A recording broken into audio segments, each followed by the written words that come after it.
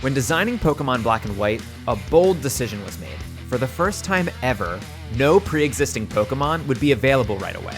In hindsight, this is a very unique call and makes for a really cool playing experience. What's not so cool is that in doing so, Meowth, the primary Pokemon for making money, is just not available. It was replaced with nothing, meaning that if I were to play through Pokemon Black and White with the sole intention of making as much money as possible, I'd have no access to the move Payday.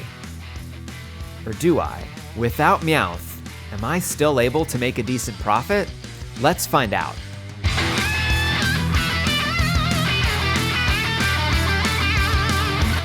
I start up a run of Pokemon White, where my sole intention is to make as much money as possible. Every decision I make through the entire run is based on the profit that action will generate. I don't care about becoming the champion or helping the professor or even saving the world unless it's financially in my best interest. If my focus is on money, what kind of wacky things will be required? I do want to mention that in Pokemon there are a bunch of ways to generate infinite money. Battling trainers over and over, generating repeatable items endlessly. In this game you can even buy items and immediately sell them for more money. If I included any of this, it would make the challenge pointless. I could just do that thing over and over to generate infinite money. So any action that is both profitable and endlessly repeatable is banned. I start off the run with a cool $3,000 in my pocket, and I'm already receiving gifts. In this box, I have my first choice of the run, which starter Pokemon to select. Although this choice doesn't have a financial impact right now, each of the Pokemon is free, it's possible that it'll affect the money I make later in the run. However, in this case, all 3 Pokemon give me the same amount of cash in the end. Since it doesn't matter which Pokemon I pick,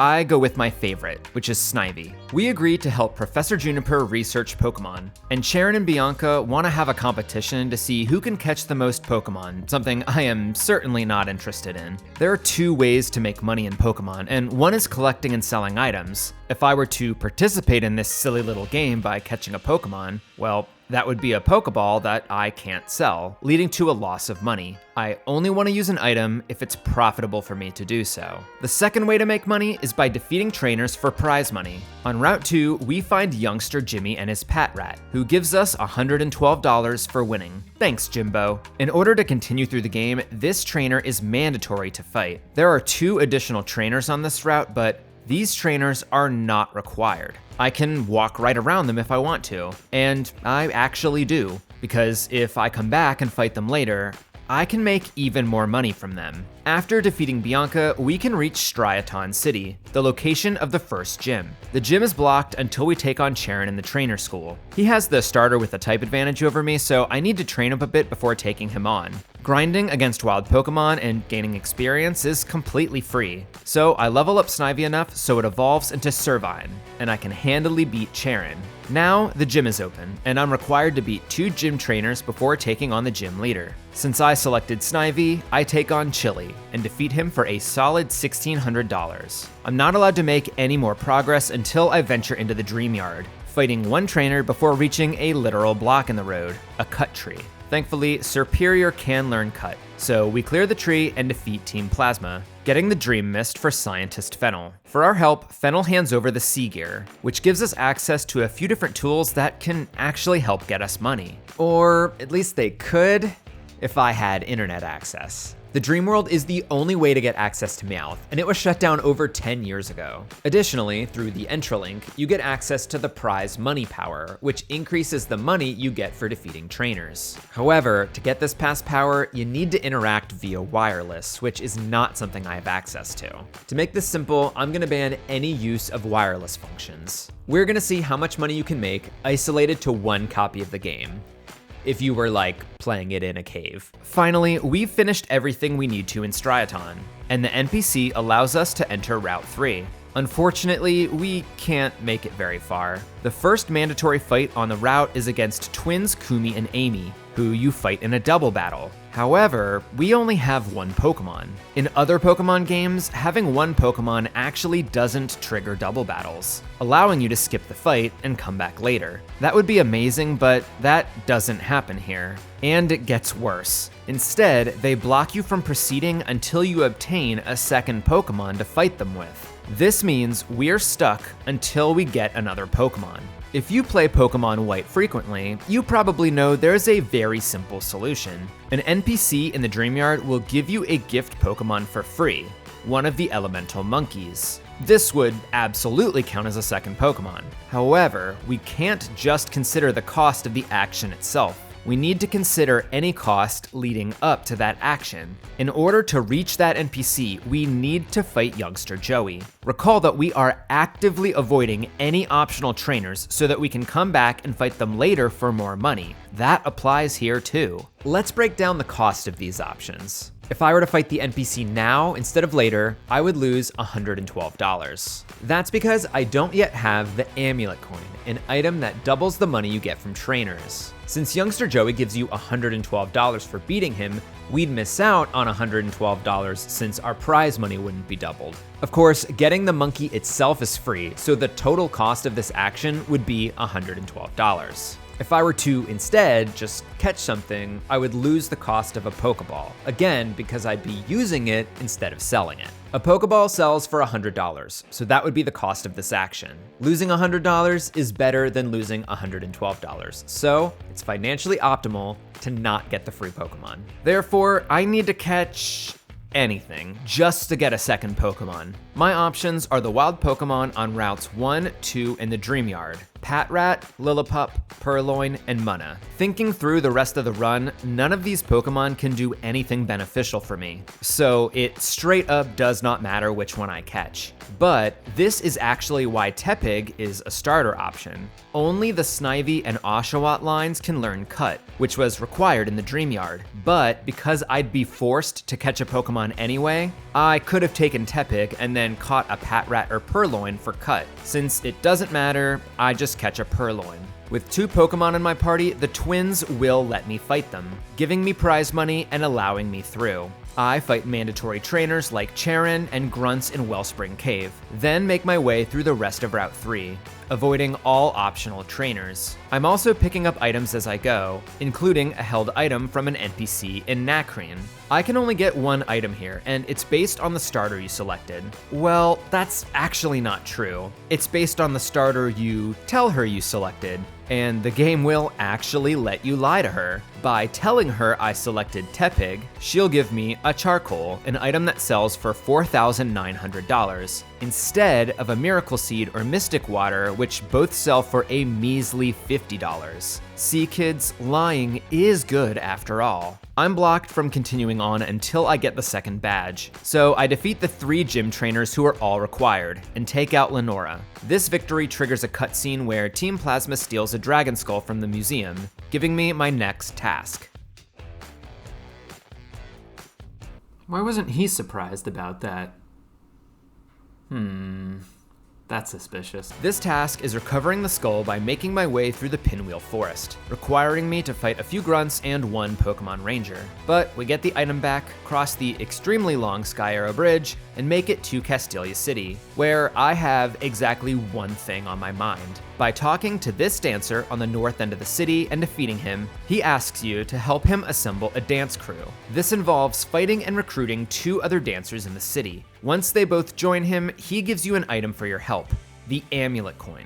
As I mentioned earlier, this doubles the money we get from trainer fights. And thanks to this item, we've reached our peak money-making ability. In generations 1 through 4, we reached peak money-making by getting both the Amulet Coin and a Pokemon that learns Payday, a move that generates money every time it's used. However, as far as I can tell, there is no way to learn Payday in this game. Meowth is only available through the Dream World, and the only other Pokemon that can learn it is Purloin. But it's an egg move, meaning you'd need to breed it with Meowth in order to get it. I did have another idea though. After you beat the Elite Four, swarms can appear, giving you access to Pokemon from previous generations. Although Meowth is not a Pokemon available via Swarm, Smeargle is. Smeargle, thanks to the move Sketch, can learn any Pokemon move, including Payday. You just need to use Sketch on a Pokemon that uses Payday. But as far as I can tell, There are no trainers in the entire game with Payday. However, I'm not done cooking. After I get a Smeargle, I could go to the Giant Chasm, where we can find Wild Clefable. At this level, Clefable knows Metronome, a move that uses a random other move. If I can time it right and get lucky, I could sketch Payday if Clefable's Metronome finds it. However, starting in Gen 4, Sketch doesn't copy the move Metronome uses, it just sketches Metronome. If no NPC or wild Pokemon knows Payday, it's impossible to get it. Now, in theory, I could use Clefable or Smeargle to Metronome Payday every single battle, but to me, this is so incredibly unlikely that I don't like to consider it an option. This is an exploration to see what's possible in Pokemon, and to me, rolling Payday every single time you use Metronome, it's not really possible. Finding it once to sketch it, yeah, it's totally fine, but every single time? Yeah, fucking right. So, for this challenge, we do not have access to Payday. So, with the amulet coin, we can go back through the game and fight every trainer available. This, of course, means we can fight youngster Joey, allowing us to receive Panpour from the NPC. We're also able to pick up all the items, but avoiding any items you can get daily, like a soda pop from the Nakreen Cafe, the items from punching the challenge rock, and anything picked up from dust clouds. We cross back into Castelia City, ready to continue forward on our journey. There's a few things to do here in Castelia. First, someone on the pier will give you an evolution stone based on your starter. Once again, it's possible to lie. And once again, it's financially beneficial to do so. We'll talk about why later. I also fight the trainers in the battle company and get the items located here. Finally, I try to enter the gym and have a mini side quest to get Bianca's mana back. With that completed, I can enter the Castelia gym. In the previous two gyms, a man named Clyde stops to offer me a fresh water. How kind of him. However, starting in the third gym, Clyde will only give you a water if you talk to him before beating the gym leader. If you forget and try to get one after, he won't give it to you. How unkind of him. These waters are permanently missable items, so I make sure to get the water immediately after entering. Now I beat all 4 gym trainers and the leader Berg, getting the 3rd badge. On my way out of the city, I finish up the final few items and trainers. Welcome to my party. Please enjoy conversations with everyone. Hard to get up in the morning after a fun day like today. And then there's someone speaking in a different language. What in the severance ass party is this? Heading north, we run into Charon for another battle. This battle is interesting because it's the first time we are able to steal items. In the Wellspring Cave, we get access to the TM for Thief, a move that steals items when the move is used. TMs, starting in Gen 5, are no longer single use. They can be used as many times as you want. This does mean that you can't sell TMs, which is a bummer, but we can teach Thief for free to our Pokemon. Stealing items from Charon would be great. These are non-repeatable items that you can obtain. However, there was another change made in Gen 5. Stealing items from trainer fights no longer keeps the item permanently. If you steal an item, you have it right up until the fight is over. Then, it's gone. As far as I can tell, there is no way to keep these. So, stealing items from trainers is no longer relevant. I fight the trainers and collect items on Route 4 and make it to Nimbasa City,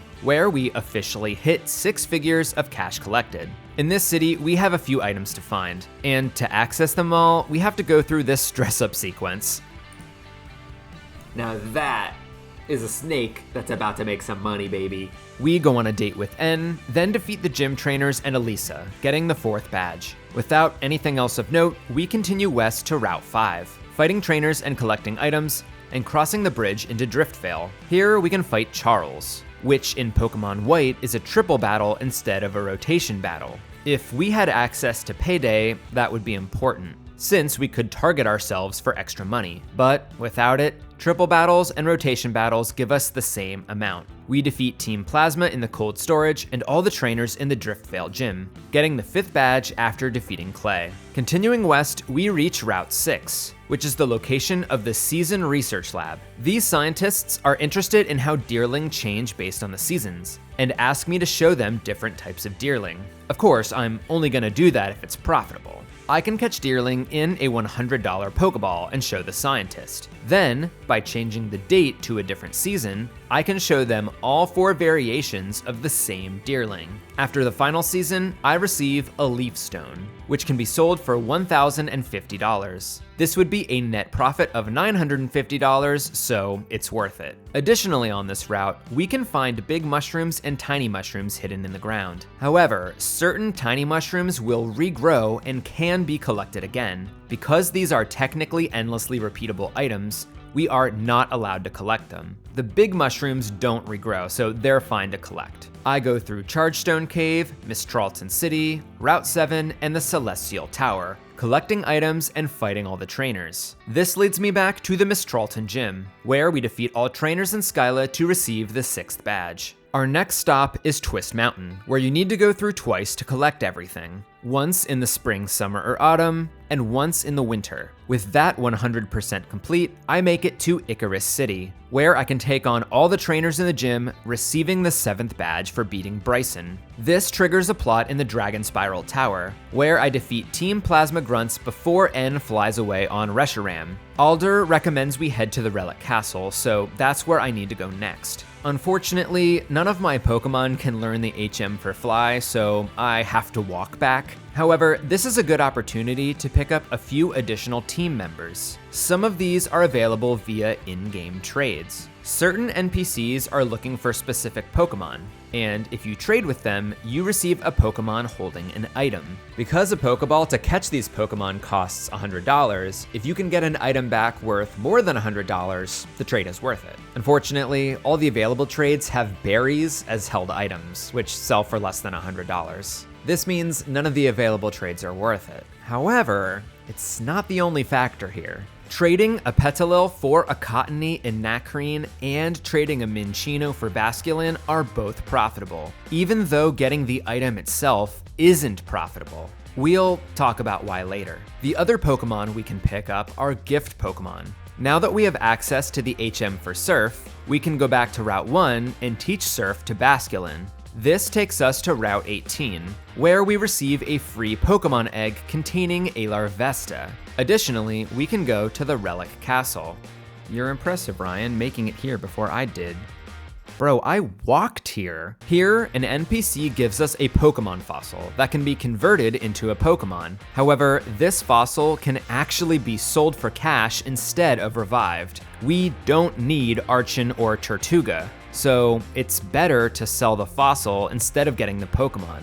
Both sell for the same amount, so it doesn't matter which one we pick. Now that we're at the Relic Castle, we can go through the Team Plasma plot, fighting Grunts and confronting Getsus. Now, we need to go to Nacrene City, but first, I evolve Larvesta into Volcarona at level 59, because now we can teach it Fly. This is not a financial advantage, but it sure makes things better for my sanity. I also evolve Purloin into Liepard and Deerling into Sawsbuck. Cottony and Panpour will stay unevolved, because they are stone evolutions, and I don't want to waste any items I don't have to. I fly to Nacrene, we get the Darkstone, and fly back to Icarus to continue on. I travel through Route 8, the Tube Line Bridge, and Route 9 to reach Opelucid City. Depending on the version, the 8th gym leader is either Iris or Drayden, but both give you the same amount of money for defeating them, so the version doesn't matter here. On Route 10, we defeat Charon one final time before making it to Victory Road. We do just what we've been doing, fighting trainers and collecting items. Finally, we have reached the Pokemon League. The only preparation I need to do is getting my entire team to level 100, which I can do for free by fighting wild Pokemon. I don't want to use any healing items, so I want them to be as strong as possible. Otherwise, we're good to go. The Elite Four is a complete breeze. We go fight by fight, taking out each trainer and getting the prize money. There's no items to collect and nothing special we need to do. That changes once we reach N's castle. First, there's a few items scattered throughout. These items are critically important because this is the only time we can be in N's castle. Once you defeat Getsus, you can't come back here, making these items inaccessible. We make sure to pick up everything. Then we enter the throne room. N is waiting for us, ready to go on some long spiel, blah blah blah, whatever bro. Now the Darkstone appears. summoning the legendary Pokemon Zekrom. For the first time in the series, the game actually forces you to catch the legendary Pokemon. If you defeat it, it won't go away, making you fight it again to catch it. So, Zekrom is required here, with one exception. The game will not force you to catch the Pokemon if you don't have room in your PC. There would be no room to put it. So, in this one specific circumstance, catching is not required. We don't want to spend a Pokeball if we don't have to, so filling up our PC would be profitable, but we'd be catching hundreds of Pokemon to avoid catching one Pokemon? How would that be financially optimal? Well, we don't have to catch hundreds of Pokemon, we just have to breed them. On Route 3, we can find the Pokemon Daycare. By placing a male Panpour and a female Minccino, both in the same egg group, we get a bunch of baby Mincinos. One gets traded to the NPC for the Basculin, and the other 720 Mincinos get to sit in the PC, doing nothing forever. Putting Pokemon into the daycare and generating eggs is totally free. You only have to pay to take the Pokemon out. I have no need for them, so I never need to take them out, filling up our PC for free and preventing us from spending a Pokeball on Zekrom. Now, we defeat N and Ghetsis, officially beating the game. However, we still have a bunch of stuff to do and a bunch of money to make. With access to all the HMs in the game, I go route by route starting in Nuvema Town, collecting every single item and fighting every single trainer. Disagree. This includes areas I've already been to, and areas that are now accessible after beating Ghetsis, like the basement area of the Dreamyard. There's a mini subplot involving finding all the sages scattered across Unova, but you only get TMs for your trouble. Since these can't be sold, there's no financial advantage to finding the sages. We clear out everything area by area, making it back to Nacrene City, where we have a very interesting task to complete. Remember when I said that making the in-game trades was worth it despite the item itself not being enough to justify the cost? Well, it's time to collect that profit. After beating Ghetsis, if you completed the in-game trade, that trainer now wants to fight you with the Pokemon you gave it. That Petilil has grown up to become a Lilligant, and with trainer fights being more profitable than catching Pokemon, this is obviously a worthy trade. However, I was curious about something. Bulbapedia states that for this fight, your opponent's level is based on your Pokemon's level when you traded it. Bulbapedia also states that this fight has a set prize amount. Based on some helpful comments from my previous videos, I learned that the prize money is actually based on your opponent's levels. And I wanted to test this out. When I traded my Pokemon to this trainer, it was level 100, making it level 100 for the fight. For defeating a level 100 Lilligant, we do not get the amount listed on Bulbapedia. We get the amount for fighting a level 100 Pokemon. To maximize profit in this case, I had to go against what I was told and go with my gut. If that's not the entrepreneurial spirit, I don't know what is. I continue on, collecting all the items in the Relic Castle Tower that's now accessible. In Nimbasa, and frankly all across Unova, there are locations that have daily gauntlets of battles you can take part in. These are places like the Big Stadium and Small Court, the Battle Institute and Battle Subway, the Ferris Wheel, the Pokemon League, and the Royal Unova Ship. Because these areas are endlessly repeatable and profit generating, I will not be fighting any trainers there at all. I'm also including individual battles that can be fought daily, including Charon, Morimoto, Cynthia, and a few other random trainers. In Driftvale, I fight the NPC with my traded Minccino, once again making sure it's level 100 to get the maximum payout. These are the only two in-game trades with this additional fight. In Chargestone, this one sage has two grunts that fight me once I engage, making this particular NPC profitable to talk to. This is the only sage that does this though. I continue going route by route, city by city, making sure every item is collected and every trainer is defeated. On Friday nights at the Tube Line Bridge, a biker gang is riding around, giving you 2 additional fights to take on. Over the bridge, on Route 9, we have access to Challenger's Cave, full of additional items and trainers. Through Opelucid and into Route 11, there's now items only accessible via Waterfall. Basculin can learn this HM, allowing us to reach everything. Beating all of these trainers has allowed me to quickly accumulate cash, and now I'm approaching the $1 million threshold. In previous generations, the amount of money you could hold was capped at 6 figures, leading to some truly awful item investment strategies. But starting in Generation 5, the cash limit has been increased from just under $1 million to just under $10 million, meaning we can officially hold 7 figures. No longer do I need to convert my money into items, instead just enjoying the simplicity of holding cash in hand. I collect everything on Route 13 and the Great Chasm, making it to Undella Town. Here, we find the Riches family. Every day you fight them, one more family member will take you on, and with them being the Riches, the money you get from them is incredible. These fights are repeatable, but critically, they are not endlessly repeatable. After the 6th day, you have completed all the fights. If you come back on future days, the family will not fight you. There is a set limit to how much money you can make from them. Because of this, it's allowed within my rule set, and just from these fights alone, I can increase my cash by $500,000. This family just donated a significant chunk of their net worth to me. Also in Undella, we have another in-game trade. The NPC is looking for Chinchino in exchange for a Munchlax who is holding a $200 leftovers. Obviously, I already have a few Minchinos I could evolve, but this is a stone evolution, and using a shiny stone would consume an item worth $1,050. Not worth it. It is profitable though to just use a $100 Pokeball to catch Chinchino itself. I also considered catching a Chinchino originally to breed Minchinos, but I would need to spend $100 to take Chinchino out of the daycare. So it's the same cost as just catching a Chinchino, and that's way easier. We get Munchlax and the $200 leftovers. Going east to Undella Bay, we see dark spots on the water. By teaching Dive to Basculin, we can reach the Abysmal Ruins. Abysmal? That's not... Okay, Abyssal. Abyssal, like abyss. Okay, that makes sense. By teaching Dive to Basculin, we can reach the Abyssal Ruins, where the map looks like this. Oh my god, that is awful.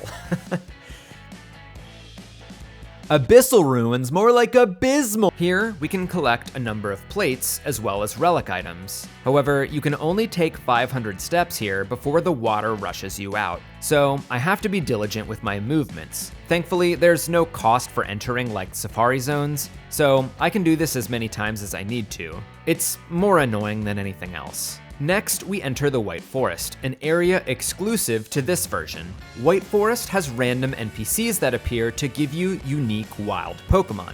Black City is the similar area in Pokemon Black, which generates random NPCs for you to fight. These trainers can be repeatedly fought, so that's banned, and there's no unique Pokemon of interest to me. Between White Forest and Black City, there isn't any difference between the money I can make. However, this area is still the reason I decided to play White instead of Black. Each area has a house hosting 2 trainer fights that cannot be refought, making them fair game for this challenge. Because these are 2 different locations, White Forest and Black City, the NPC trainers are different between versions. The NPCs in White Forest give you slightly more money than the ones in Black City, by $520. When I was planning for this challenge, this is the only meaningful difference I could find between versions, hence me playing White over Black. However, I actually overlooked one thing. In Mistralton City, there is one item that differs between versions. In White, you'll find a Repel, and in Black, you'll find an Elixir.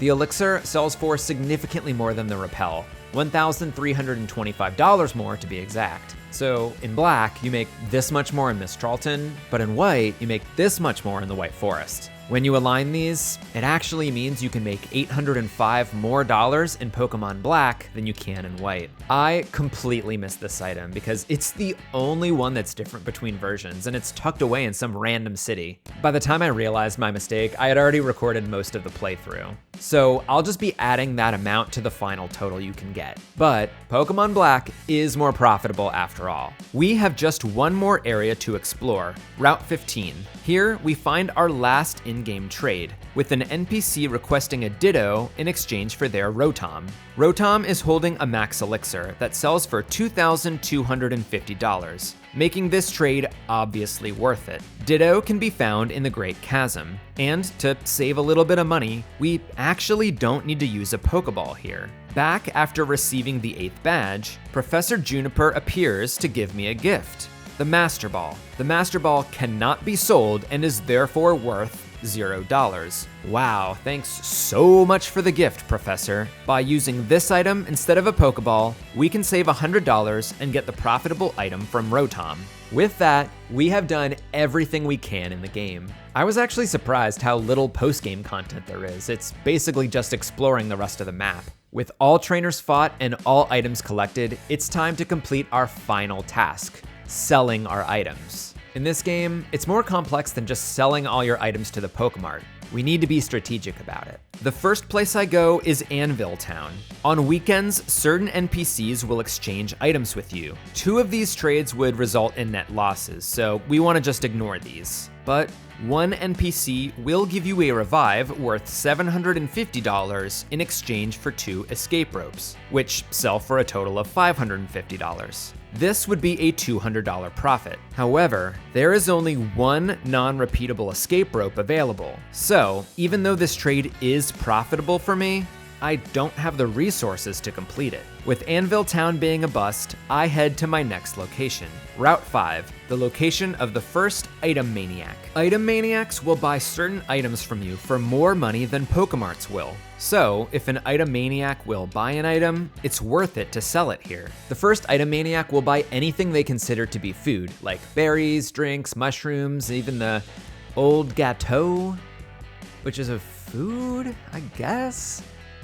Looks delicious! The second Item Maniac is located in Icarus City, and will buy stones, gems, and any ore-based items. We can definitely make a bunch of money here, but there's a funny quirk I want to point out. The Ore Maniac will buy any evolutionary stone except leaf stones. This is actually a mistake that was corrected in Pokemon Black 2 and White 2, but in this game, you can't sell leaf stones for extra money. You have to just sell them at a Pokemart for a lower price. This is why lying to the NPC in Castelia for a water or fire stone is financially beneficial. Finally, we head to Undella Town, where we find an Item Maniac dressed as a black belt in the Rich's house. Why do old wealthy men love karate so much? This maniac will buy the items we discovered in the Abyssal Ruins, some of which sell for an absurd amount of money. Any other item that can be sold, I just sell at the Pokemart. With our items sold, we can now tally up everything to see how much money we can make in Pokemon Black and White.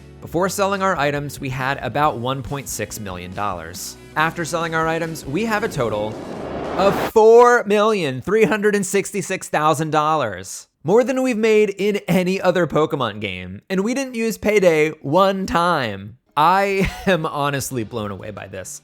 But that's what happens when some of these items sell for a ridiculous amount of cash. Thank God I spent so much mental energy and logistics to save $12, and then turned around and sold the Relic Crown for $300,000. Can you imagine how much money we'd get if we had access to all these crazy items and Meowth's Payday? Oh God.